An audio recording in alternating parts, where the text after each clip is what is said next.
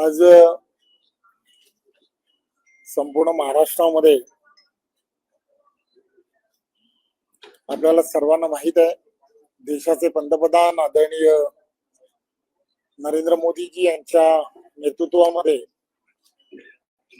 एनडीएचं सरकार केंद्रामध्ये आहे आणि राज्यामध्ये महाराष्ट्राचे लोकप्रिय असे मुख्यमंत्री आदरणीय देवेंद्रजींच्या नेतृत्वातलं महायुतीचं सरकार हे महाराष्ट्रामध्ये अतिशय गतिमान पद्धतीने काम करताना तुम्हाला आम्हाला सर्वांना दिसत आहे। एक विचाराचं सरकार असणं किती फायदेशीर असू शकतं हे महाराष्ट्राला सातत्याने वेगवेगळ्या विषयांमध्ये लक्षात येत आहे। इन्फ्रास्ट्रक्चर मध्ये मोठ्या प्रमाणामध्ये कामाला गती देण्याचं काम हे केंद्रातलं आणि राज्यातलं सरकार एकत्र असल्यामुळे हे आपल्याला सर्वांना दिसत आहे। या व्यतिरिक्त आपण सर्वजण जाणता की 1 वर्ष महाराष्ट्रातील महायुतीच्या सरकारला पूर्ण झालं आहे आणि त्या निमित्तानेच आज त्या पत्रकार परिषदेचं एक भारतीय जनता पार्टीचा अध्यक्ष म्हणून, एक एनडीएतला प्रमुख पक्ष म्हणून महायुतीने या 1 वर्षामध्ये महाराष्ट्रातील जनतेसाठी काय करू शकले हे सांगणं हे अत्यंत गरजेचं होतं आणि म्हणून त्या विभागांमध्ये सर्व ठिकाणी वेगवेगळ्या पद्धतीने पत्रकार परिषदा घेऊन त्या ठिकाणचे विषय हे मांडावेत आणि म्हणून आज ही पत्रकार परिषद खरं तर घेण्याचं ठरवलंय। वेगवेगळ्या क्षेत्रांमध्ये जेव्हा आपण विचार करतो त्यावेळेला आपण विचार करतो की आपल्याला माहित आहे की पूर्वी ज्या ताकदीने शेतकरी हा आणि शेतकऱ्याच्या जीवनामध्ये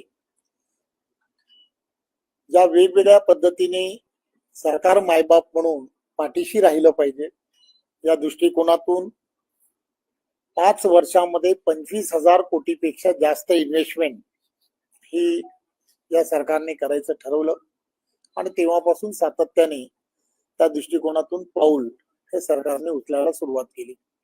मध्यंतरीच्या काळामध्ये आपण पाहिलं असेल, अचानक पडलेला पाऊस आणि या पावसाच्या ज्या पद्धतीने कहर केला त्यामुळे शेतकऱ्यांचं झालेलं अतोनात नुकसान लक्षात घेता जवळजवळ 32,000 कोटीपेक्षा जास्त पॅकेज हे सरकारच्या माध्यमातून दिलं गेलं आणि हे पॅकेज देत असताना सुद्धा आपण पाहिलं असेल की बऱ्याच जणांच्या जमिनी या खरडून गेल्या होत्या।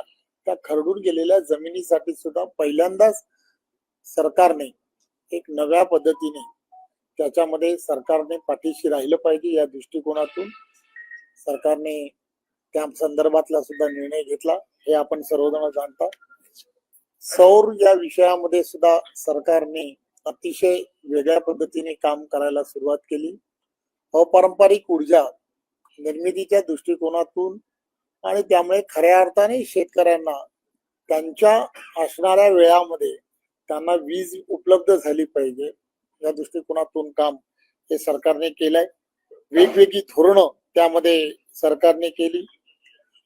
आपण जाणता की मत्स्य या विषयामध्ये आपण सर्वजण जाणता की त्याला सुद्धा मत्स्य व्यवसायाला कृषी दर्जा देण्याचं काम सुद्धा या सरकारच्या माध्यमातून करण्यात आलं। पशुसंवर्धनाला सुद्धा कृषी सक्षम दृष्टिकोनातून जो दर्जा दिला गेला पाहिजे होता तो देण्याचं काम हे सरकारच्या माध्यमातून केलं गेलं। हे एक प्रकारे सरकार आणि सरकारने शेतकरी याला केंद्रबिंदू समजून जे आवश्यक निर्णय आपल्याला हवे होते किंवा शेतकऱ्यांना आवश्यक होते ते सर्व करण्याचं काम केलं। शेतकरी सन्मान योजनेच्या माध्यमातून शेतकऱ्यांना आणि नमो सन्मान योजनेच्या माध्यमातून केंद्र आणि राज्य हे दोघंही त्याच्या पाठीशी खंबीरपणे उभे आहेत हेही वारंवार दाखवण्याचा प्रयत्न हा सरकारच्या माध्यमातून झाला. आपल्याला माहित आहे की जलसंवर्धन हे सर्वात मोठं काम हे देवेंद्रजींच्या नेतृत्वातल्या सरकारच्या माध्यमातून झालंय आणि त्यामुळे वेगवेगळे प्रकल्प की जे प्रकल्पांच्या बाबतीमध्ये आपल्याला माहित आहे की जे प्रकल्प बऱ्याच वर्षापासून प्रलंबित होते, सिंचनाच्या प्रकल्पामध्ये विशेष करून गुंतवणूक करण्याच्या दृष्टिकोनातून फक्त विचार हा केला जायचा, परंतु त्याला मान्यता देण्याचं काम हे सरकारच्या माध्यमातून वारंवार झालं आणि असे अनेक प्रकल्प जे प्रलंबित होते त्यांना एक वेगळ्या पद्धतीने क्षमा देऊन त्या कामांना खऱ्या अर्थाने सुरुवात केली गेलेली आहे हे आपण सर्वजण जाणता. खर तर आपण सर्वांना मला सांगायला आनंद होतो की आदरणीय देवेंद्रजींच्या नेतृत्वामध्ये जवळजवळ जलयुक्त शिवार 2 या कामांना जी सुरुवात झाली, या जवळजवळ वर्षभरामध्ये 37,000पेक्षा जास्त कामं ही पूर्णत्वाकडे गेली. त्या सरकारचं या 1 वर्षामधलं असणारं योगदान आहे. हे शेवटी या सगळ्या गोष्टीमध्ये एक मोठं पाऊल महाराष्ट्रामध्ये टाकण्याचा प्रयत्न केला गेला आहे. नदी जोड प्रकल्प या संदर्भात बरेच वर्ष चर्चा सुरू होती, परंतु नदी जोड प्रकल्प खऱ्या अर्थाने जर सुरू करायचे असतील तर त्यासाठी मराठवाडा ग्रीड असेल किंवा या पद्धतीने कशा पद्धतीने त्यामध्ये पुढे जाता येऊ शकतं त्याची खऱ्या अर्थाने सुरुवात जर कोणी केली असेल तर ते आदरणीय महाराष्ट्र राज्याचे लोकप्रिय असे मुख्यमंत्री देवेंद्रजी यांच्या नेतृत्वामध्ये महायुतीच्या सरकारने केलं आहे असं मला सांगायला आनंद होतो. पायाभूत सुविधा या अधिक सक्षम झाल्या पाहिजेत. वाहतुकीच्या कोंडी या शहरांमधल्या संपल्या पाहिजेत. या दृष्टिकोनातून सुद्धा काम हे सरकारच्या माध्यमातून मोठ्या प्रमाणामध्ये सुरू झालंय. आपण सर्वजण जाणता की समृद्धी महामार्गाच्या माध्यमातून एक नवा असा मार्ग जो तयार झाला तो खऱ्या अर्थाने महाराष्ट्र सरकारला समृद्धीच्या दिशेने घेऊन जाणारा साबित झाला. त्यामुळे असे काही मोठे प्रकल्प हे सर्व ठिकाणी सुरू झाले पाहिजेत या दृष्टिकोनापासून. म्हणून शक्तीपीठ निर्माणाच्या संदर्भात सुद्धा महाराष्ट्र शासनाने निर्णय घेतलाय आणि त्या दृष्टिकोनातून सुद्धा लोकांनी नियोजन हे सरकारच्या माध्यमातून होत आहे. वाढवण पोर्ट जे आहे, वाढवण पोर्ट याला मंजुरी दिली गेल्यामुळे आपण सर्वजण जाणता की वाढवण पोर्ट हे आशियामधलं असणारं सर्वात मोठं असं पोर्ट आहे. देशाचे पंतप्रधान नरेंद्र मोदीजी यांच्या नेतृत्वामध्ये या पोर्टच्या निर्मितीमध्ये फक्त ते पोर्टच निर्माण होणार नाही तर पालघर जिल्ह्याला एक वेगळ्या पद्धतीने आणि संपूर्ण देशाच्या असणाऱ्या जी आर्थिक जी आपण सुबत्ता ज्याला म्हणतो सुबत्ता आणण्यामध्ये त्याचं सर्वात मोठं योगदान हे यामध्ये होणार आहे. 10 लाखापेक्षा जास्त रोजगाराची निर्मिती ह्या वाढवण बंदर आणि त्याच्या असणाऱ्या आजूबाजूच्या जे परिसर आहे त्या परिसरामध्ये होणार आहे. त्यामुळे त्या ठिकाणी एक चांगलं जे एअरपोर्ट व्हावं या दृष्टिकोनातला सुद्धा प्रयत्न हा त्याच भागामध्ये आदरणीय देशाचे पंतप्रधान नरेंद्र मोदीजी आणि देवेंद्रजींच्या नेतृत्वात होणार आहे. त्यामुळे तो संपूर्ण भाग जो आहे जसा आपण म्हणतो की एक वेगळ्या पद्धतीने मुंबईला जोडणारा भाग असल्यामुळे मुंबईला आणि आजूबाजूच्या असणाऱ्या परिसराला एक फार मोठी ताकद येणार आहे. त्याच भागातून कॉरिडोर्स मोठ्या प्रमाणात जात आहेत. बडोदा हायवे जे आहे ते त्याच भागातून जात आहे. त्यामुळे एक वेगळ्या पद्धतीने तिथली असणारी परिस्थिती जी आहे तिथला असणारा जनजाती समाज जो आहे त्या जनजाती समाजाला एक रोजगाराच्या फार मोठ्या संधी हा त्यामुळे उपलब्ध होणार. जवळजवळ 238 मुंबई आणि मुंबई उपनगरामध्ये आपल्याला माहित आहे की रेल्वे जी आहे ती अत्यंत महत्त्वाची अशी भूमिका त्याला धामिनी असं म्हटलं जातं. मुंबईला त्या रेल्वेला म्हटलं जातं. त्यामुळे या रेल्वेच्या असणाऱ्या ज्या लोकल्स डबे आहेत किंवा ज्या गाड्या ज्या आहेत त्या गाड्यांसाठी सुद्धा 238 नव्याने खरेदी करण्याच्या संदर्भातला निर्णय हा सुद्धा त्याच माध्यमातून घेण्यात आला आहे. नागपूरचा असणारा रिंग रोड जो आहे त्याला सुद्धा जवळजवळ 13,000पेक्षा जास्त कोटी रुपयेची मंजुरी करण्यात आली आहे. त्याचबरोबर त्या ठिकाणी आंतरराष्ट्रीय असं व्यापार आणि वित्तीय केंद्र तयार व्हावं या दृष्टिकोनातून सुद्धा 6,500 कोटीपेक्षा जास्त ही मंजुरी देण्यात आलेली आहे. असे अनेक प्रकल्प जे आहेत की जे प्रकल्प हे इन्फ्रास्ट्रक्चरमध्ये करण्याचा विचार केला गेलेला आहे. आणि 100 गावं जी आहेत ती सौर ग्राम म्हणून योजना जी आहे ती सुरू झाली आहे. जवळजवळ 15 गावं त्या दृष्टिकोनातून आतापर्यंत पूर्ण झालेली आहेत. त्यामुळे या सगळ्या गोष्टी ज्या आहेत या येणाऱ्या काळामध्ये महाराष्ट्राच्या या सगळ्या गतिमान महाराष्ट्र करण्यासाठी, ज्याला देवेंद्रजी नेहमी म्हणतात की महाराष्ट्र आता थांबणार नाही, त्याचा अर्थ असा आहे की महाराष्ट्राला प्रत्येक क्षेत्रामध्ये एक नंबर करण्याचं काम हे महायुतीचं सरकार महाराष्ट्रातलं या गेल्या 1 वर्षामध्ये करत आहे. लाडकी बहीण योजना जी आहे, विरोधक वारंवार सांगत होते की लाडकी बहीण योजना ही बंद होणार आहे, बंद होणार आहे. पण आपण जाणताय की देवाभाऊ नेहमीच सांगतात की मी जोपर्यंत मुख्यमंत्री म्हणून आहे तोपर्यंत या योजनेला कुठेही धक्का लागणार नाही, कारण मी तुमचा सर्वांचा लाडका देवाभाऊ आहे. त्यामुळे ती योजना अतिशय योग्य प्रकारे सुरू आहे. राज्यामधील असणाऱ्या 10 जे जिल्हे आहेत त्या 10 जिल्ह्यांमध्ये उमेदचे मॉल तयार व्हावेत अशा दृष्टिकोनातून, महिलांचं सक्षमीकरण व्हावं या दृष्टिकोनातून सुद्धा एक विचार, आणि उमेदची असणारी ही जी एक फार मोठी असणारी महिलांची ताकद आहे तिला खऱ्या अर्थाने बाजारपेठ निर्माण करून देणं या दृष्टिकोनातून निर्णय हा सरकारने घेतला आणि त्या दिशेने आपण कामाला सुरुवातही झालेली आहे. आपण सर्वजण जाणता की महाराष्ट्राला जर पुढे न्यायचं असेल तर यामध्ये मोठ्या प्रमाणामध्ये इन्व्हेस्टमेंट येणं हे अत्यंत गरजेचं आहे.